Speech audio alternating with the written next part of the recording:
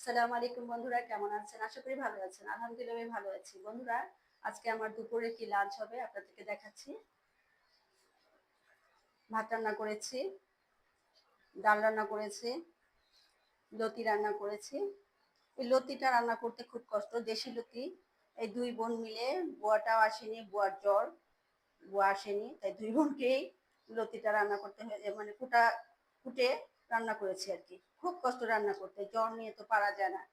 আর এই যে বেরেস্তাতে পেঁয়াজ বেরেস্তা করেছি, এই মুরগি ভুনা করব। তো মুরগি ভুনা করার পরে যখন মাখা মাখা হবে, তখন এই বেরেস্তাটা উপরে দিয়ে দিব। তো ওটা দিলে ওই দেখতেও ভালো লাগে, স্মেলটাও ভালো আসে, খেতেও ভালো লাগে।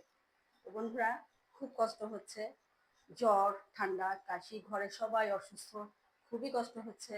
আপনারা আমাদের জন্য দোয়া করবেন, যেন সবার জন্যই দোয়া করি, কারণ সিজনটা খারাপ, খুবই খারাপ অবস্থা। ঘরে ঘরে হাম পক্স এগুলো হচ্ছে।